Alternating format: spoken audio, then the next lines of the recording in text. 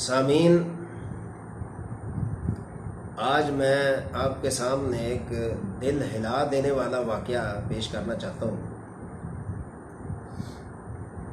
اگر آپ غور سے سنیں گے تو انشاءاللہ آپ کے علم میں، عمل میں اور ایمان اور ایقان میں اضافہ ہوگا۔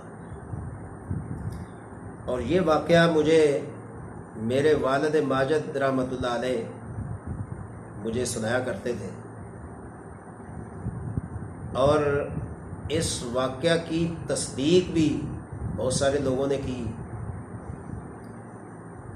میرے والد ماجد رحمۃ اللہ علیہ ضلع فیصل آباد میں ایک چھوٹے سے تاجر تھے، اور ہمارے محلے میں ایک بزرگ تھے جن کا نام مولوی علم دین تھا۔ پرانے بزرگ تھے، پاکستان بننے سے پہلے انہوں نے علم حاصل کیا۔ تو وہ جو بزرگ تھے وہ میرے والد ماجد رحمۃ اللہ علیہ کو ساتھ لے کر گاؤں سے شہر جایا کرتے تھے جمعہ پڑھنے کے لیے، نماز جمعہ کی ادائیگی کے لیے جاتے تھے۔ تو شہر میں جہاں وہ جاتے تھے وہاں جو مفتی صاحب جمعہ پڑھایا کرتے تھے ان کا نام تھا مفتی محمد امین صاحب رحمۃ اللہ علیہ۔ میں نے ان کی قبر پر بھی حاضری دی ہے اور ان کے گھر بھی گیا ہوں۔ الحمدللہ ان کی زیارت تو نہیں کی کیونکہ بہت پہلے وہ دنیا سے رخصت ہو چکے تھے۔ ان کے بیٹوں سے ضرور ملاقات ہوئی ہے۔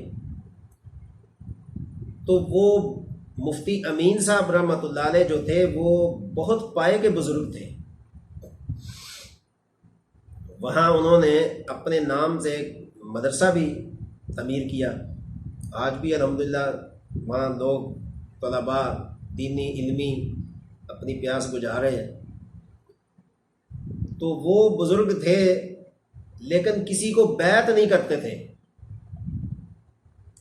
میرے والد صاحب رحمۃ اللہ علیہ فرماتے تھے کہ انہوں نے زندگی میں کسی کو بیعت نہیں کیا، البتہ ایک پٹھان کو انہوں نے بیعت کیا، باقی کسی کو بیعت نہیں کرتے تھے۔ وظائف بتاتے تھے، اصلاح کرتے تھے، لوگوں کی بھلائی کی باتیں کرتے تھے، ان کو نیک راہ بتاتے تھے، سارا کچھ کرتے تھے، لیکن بیعت نہیں کرتے تھے۔ یہ بیعت نہ کرنا یہ ایک الگ بحث ہے، پھر کسی وقت میں عرض کروں گا۔ لیکن یہ کہ انہوں نے ایک پٹھان کو مرید کیا، اس کی بیعت لی انہوں نے۔ تو وہ پٹھان آپ کو پتہ ہے کہ بات کے بڑے پکے ہوتے ہیں اور ایمان کے بھی بڑے پکے ہوتے ہیں۔ تو انہوں نے اس پٹھان کو جو بیعت کیا وہ پشاور کی سائڈ کا تھا۔ اتنی دور سے حاضر ہونا یہ تو بہت مشکل تھا، لیکن کبھی کبھار وہ حاضری دیتا تھا، حضرت سے آ کے ملتا۔ یہ بات میں اس لیے بتا رہا ہوں کہ چونکہ عرس کے مہینے میں، اپنا سفر کے مہینے میں یہ عرس بہت زیادہ ہوتے ہیں، تو بہت سارے مرید اپنے گویا کہ مرشدوں کے لیے بہت کچھ کرتے ہیں، کرنا چاہیے، جس سے انسان کا ایمان کامل ہو، ایمان کو تقویت ملے۔ لیکن میں نے بہت سارے مرید دیکھے ہیں کہ اپنے پیر صاحب کے عرس کے لیے بہت زیادہ سفر کر کے جاتے ہیں، لیکن وہاں جا کر نہ وہ پیر صاحب سے ملتے ہیں، نہ ان کی زیارت کرتے ہیں، سیر سپاٹے کر کے واپس آ جاتے ہیں۔ تو کیا فائدہ ہوا جانے کا؟ کیا فائدہ ہوا؟ صرف آپ سیر کرنے کے لیے گئے تھے۔ تو ملتے اس لیے نہیں ہے کہ پیر صاحب پوچھیں گے کہ ہاں بھی نماز پڑھتے ہو، قرآن پڑھتے ہو، جو میں نے وظائف بتائے تھے وہ کرتے ہو۔ ان چیزوں کا جواب نہ دینے کے لیے، بچنے کے لیے وہ پیر صاحب سے ملنا گوارا نہیں کرتے۔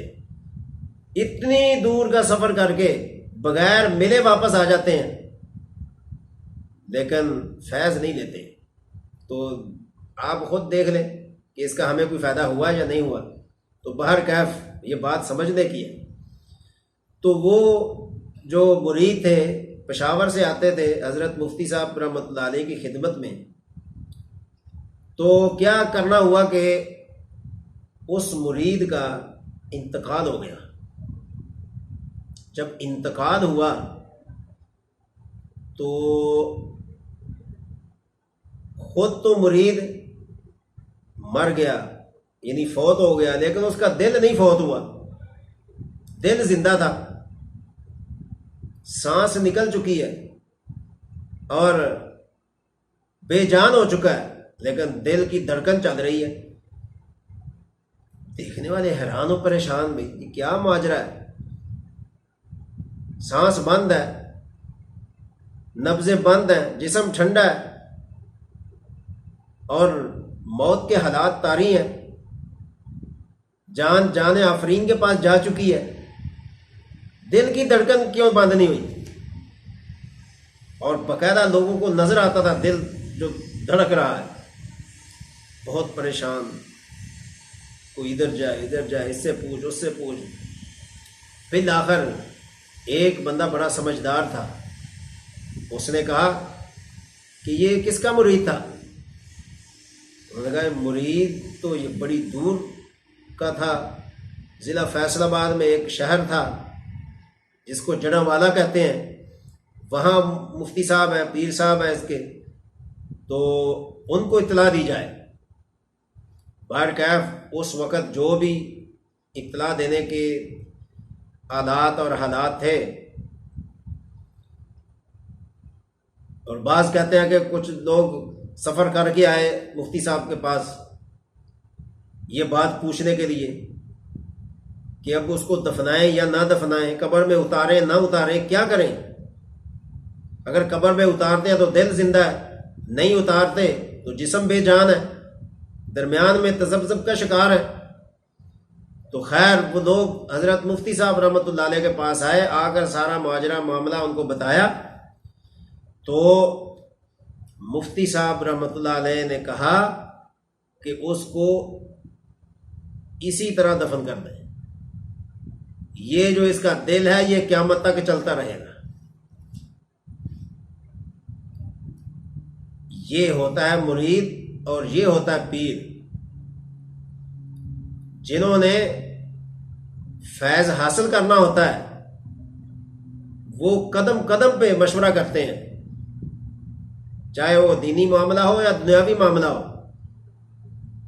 تو لہٰذا بہت سارے لوگ میری گفتگو سننے والے کسی نہ کسی ہستی سے بیعت ہوتے ہیں، کوئی نہ کوئی ان کا مرشد ہوتا ہے، آپ جس کا بھی بیعت ہے، لیکن یہ بات سوچ کر بیعت ہوا کریں کہ وہ پابند شرع ہوں، نبی صلی اللہ علیہ وسلم کے دین کی اشاعت کرنے والے ہوں، اور ان کی اپنی زندگی میں دین ہو۔ جس کی اپنی زندگی میں دین نہیں ہے وہ دوسروں کو دین کیا سکھائے گا؟ تو اس لیے ہم شوق سے بیعت تو ہو جاتے ہیں، بیعت ہونا کوئی گاجر مولی کا کام نہیں ہے۔ بیعت ہونے کے بعد جس طرح مسلمان ہونے کے بعد اسلامی قوانین نافذ ہو جاتے ہیں، بیعت ہونے کے بعد بھی بہت سارے قوانین لازم ہو جاتے ہیں جو کہ شرعی ہوتے ہیں۔ اگر وہ آپ کریں گے تو آپ کو دین کی سمجھ آئے گی، نہیں کریں گے تو مزید دین سے دور ہوں گے۔ اللہ تعالیٰ